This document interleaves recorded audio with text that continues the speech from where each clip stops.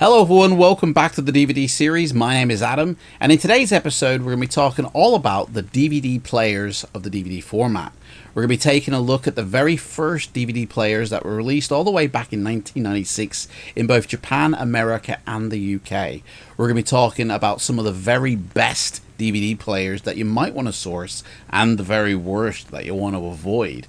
Believe it or not, they're still making DVD players as of today, 2025. In fact, there is a really good Sony DVD player that was released in 2023 with a built-in 1080p scaler that you can HDMI straight up to your 4K OLED, and it will scale it up to 4K internally and also with the telly, and it looks amazing. There is an American model and a UK model, and I gotta say, it is an amazing player for the price you pay, which is only $44 or £44.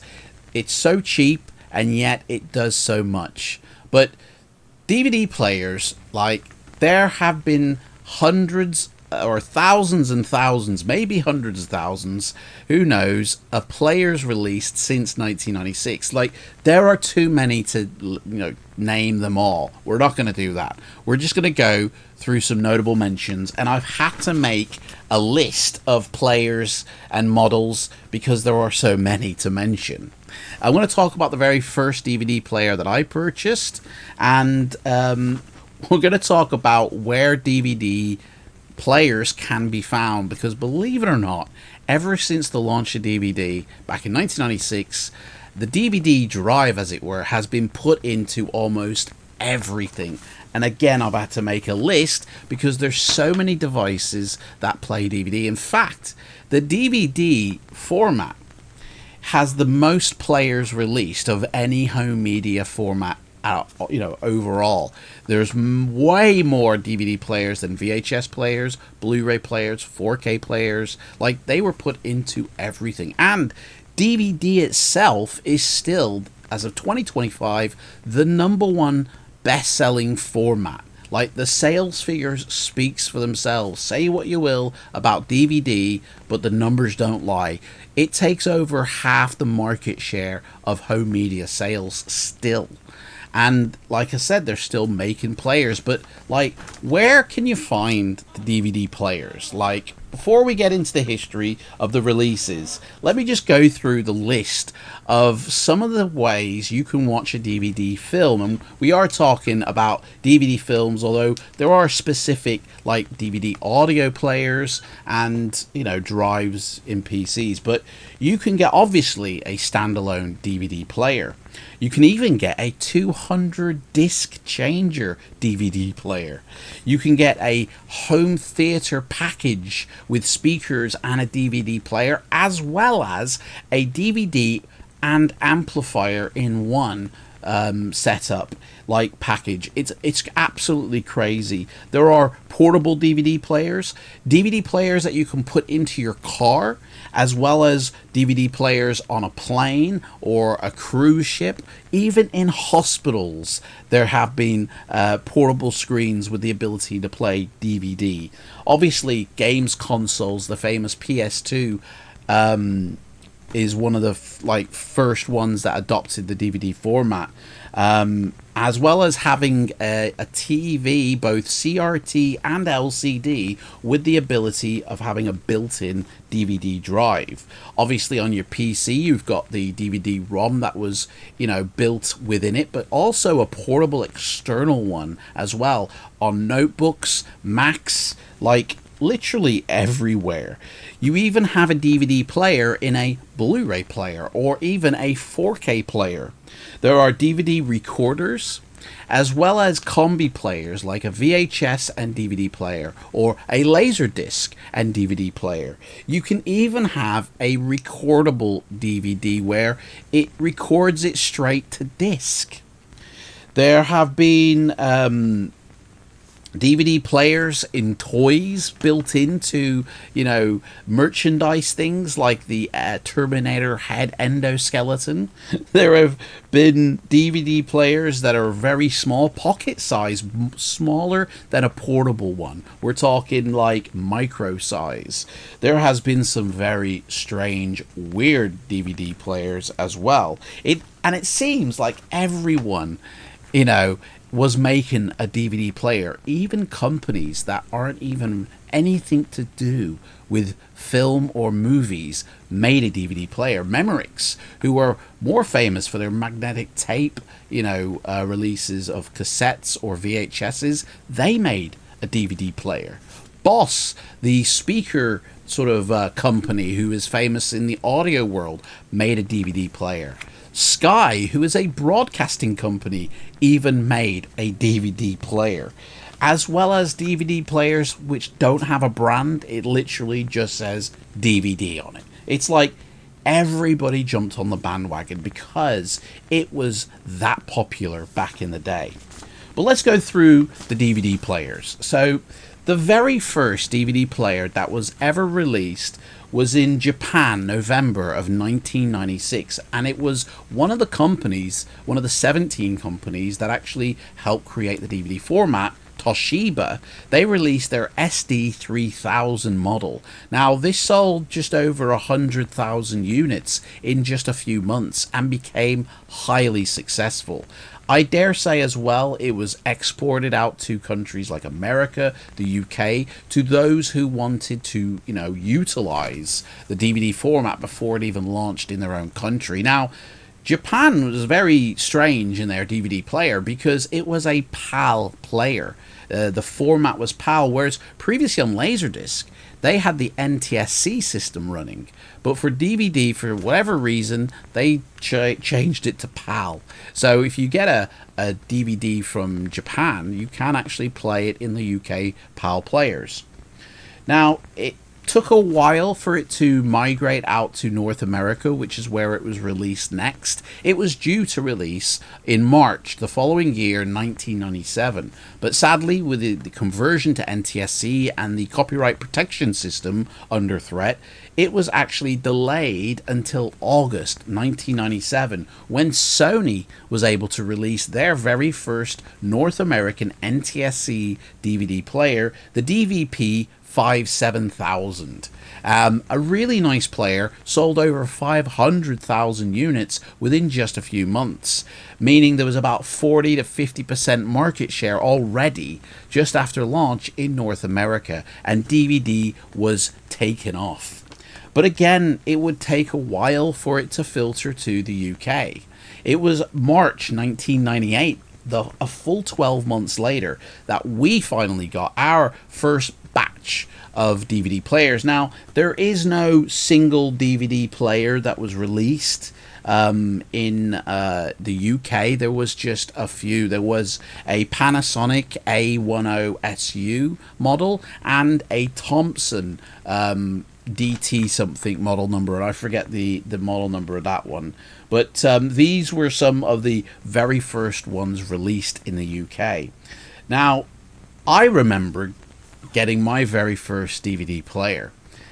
It was the Samsung 709, and I think I bought it in 1999. I waited because at the time DVD had launched, like I'd seen it in the Empire magazines advertised as far back as 1997, and the discs, that could be imported from America. We didn't have a DVD player at all, but you could import the player as well. Now, players on launch were very expensive in no matter what country you were looking in. They go from $300 all the way up to $1,000. It was crazy prices. The cheapest player on launch in the UK was about £450, again going up to about £900. It was obviously new tech, so very expensive, and didn't have the DTS capability, because DTS, although it was introduced in 1997, it didn't actually make its way to a model of player until the launch of the UK players in 1998, but the first wave of players didn't actually have the DTS compatibility.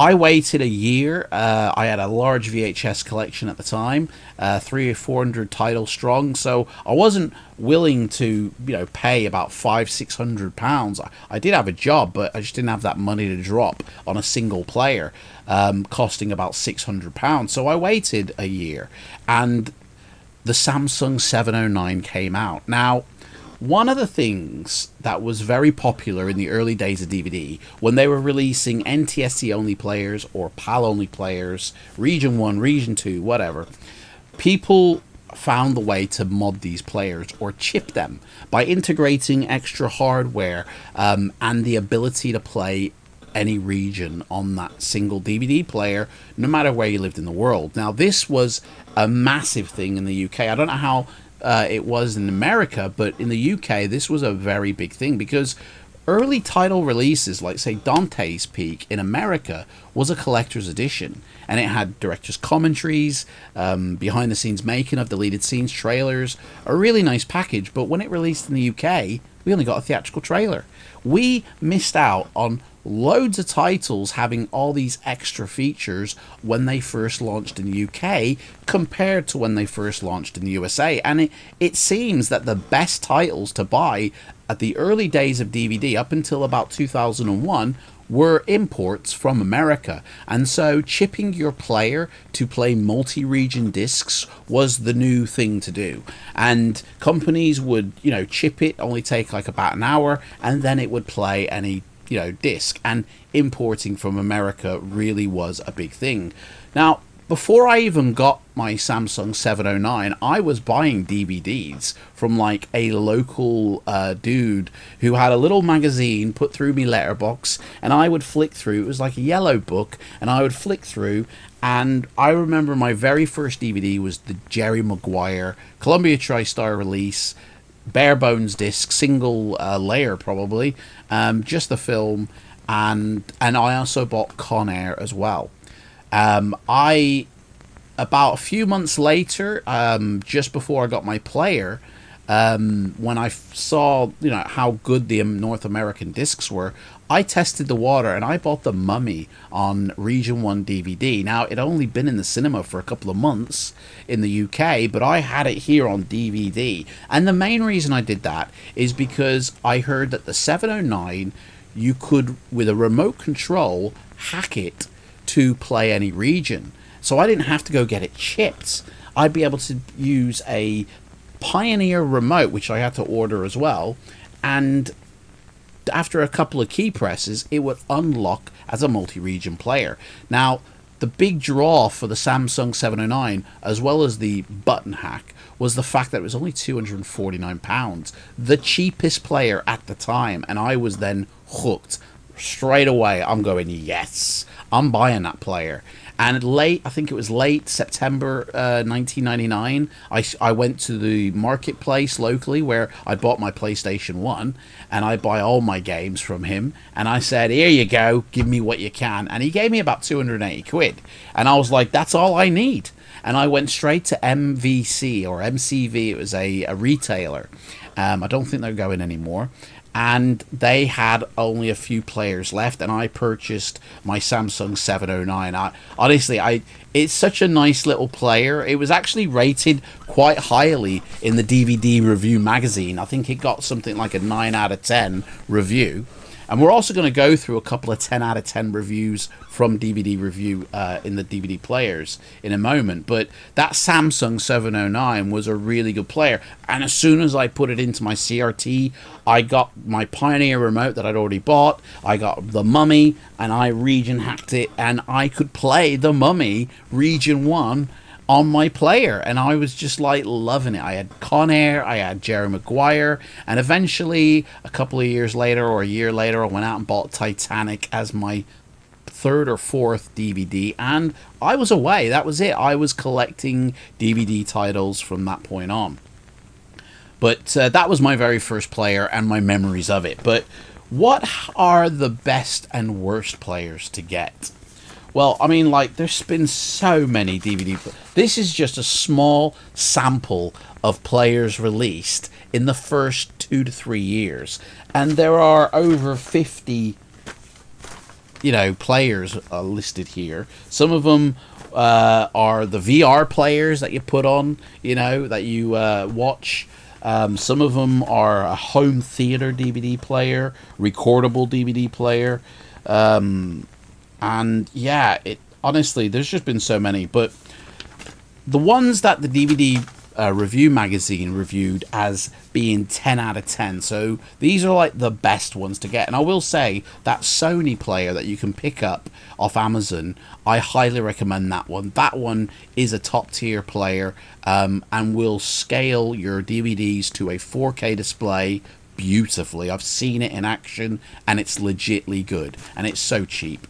But from the DVD review magazine, a 10 out of 10 player was the Toshiba SD2109. Now, I think I might have seen this in action by a friend of mine, and I remember watching Payback, the film, and that player, I think, had a really cool feature that you could, if it was a film that was CinemaScope, like say Star Wars, you could zoom past those black bars and fill your 16:9 screen, and so not have to worry about the letterboxing. I thought that was a cool feature, but it does degrade the quality of the picture. But the Toshiba SD 2109 was rated 10 out of 10 by DVD Review, so that one must be worth picking up.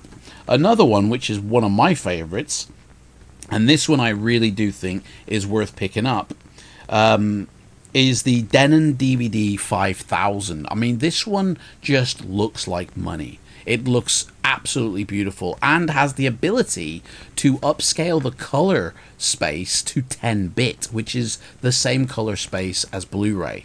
A DVD and Blu-ray actually, use a 8-bit color space, but a 4K player will upscale the Blu-ray to 10-bit. And this Denon DVD 5000 had a 10-bit upscaler built within it. It got 10 out of 10 for picture and sound. It looks beautiful. As well as that, another one was the Toshiba SD 500 machine as well. That was a really top tier player, costing a lot of money. These players, we're talking £500 plus for these players, which by now I'm sure you can pick on eBay for a couple of £100 if you really wanted to. But one player that I keep seeing on forums when I was doing research for this video is the Oppo DV983H. That has been voted by the community almost as the best DVD player ever made. I've got no experience with it. I have no idea what it's like, but there is obviously a picture here of it, and it should be worth checking out. Now, when I researched the worst DVD player to avoid, there was only one DVD player that constantly kept coming up in forums, on websites. This one you don't want. I mean, I don't know, I might check it out just to see, but it was so unreliable, it was featureless, and it was very low audio and picture quality. And that was the Sampo DVTU223B. What a mouthful. That one evidently is just one you do not want to own. It's one to avoid. They even had karaoke DVD players with a 3-disc changer. Like some ones I've written down here, which maybe you had back in the day, are the Fujitsu DVD 20M or the Panasonic DVD Notebook DF63, the Samsung DVD 807, which was a successor to the 709. There is the Pioneer DV717, Yamaha DVD 5700, the Pioneer DV515. There was so many people just making DVD players all over the place. The Memorex DVD 632R, the Sony PBDV30, which was a DVD Discman, like the Sony Walkman, but this was a DVD version of that. The JVC XV505GD, like every manufacturer was making DVD players. Now, overall, from my point of view, the very best overall company DVD player that was manufactured, I would say, comes from Sony. They have the best on average. Like, there are some very good standout players. I mean, hell, there's even a Nakamichi player, which is like the best in audio.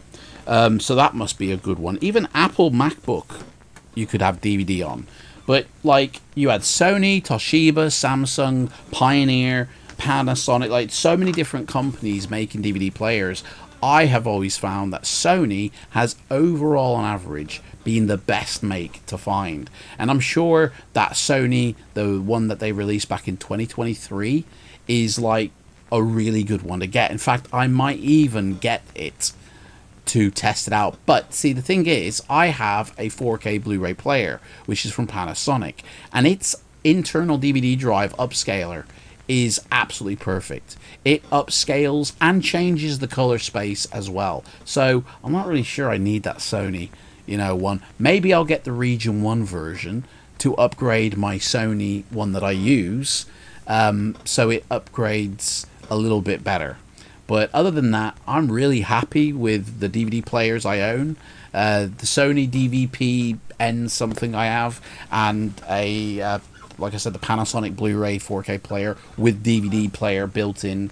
I'm so happy with that. And I also have a DVD drive, which is Region 2 for my PC, so I can watch DVDs on the PC. And I'll soon be getting a Blu-ray player, which will be Region 1, and have the ability to play DVDs as well. So I'm really happy with my DVD players, and I think that's all there is to say, really, about the DVD players. Like, it is crazy how DVD has taken off and become a firm favorite, and nowadays it's just so cheap. But it doesn't take away from the quality, how you can still hook up to a modern system and still enjoy the format. And the films nowadays are just so cheap. Got this one on eBay for like £1.90, and it's a special edition 2-disc set, of a film from like 1963, but it's like cheap as chips, I don't think I've actually ever seen this film in full, so I might check this out later. Anyway, thank you so much for watching this episode of the DVD players. Let me know what your DVD player was way back when in the comments below, and look down in the description box for links to other episodes in the series. In the next episode, we're going to go through the process of how they made DVDs and how a film was transferred from 35mm to a DVD disc and replicated, duplicated, pressed and shipped out to your home. Thank you so much for watching this, and I'll see you in the next one. Take care.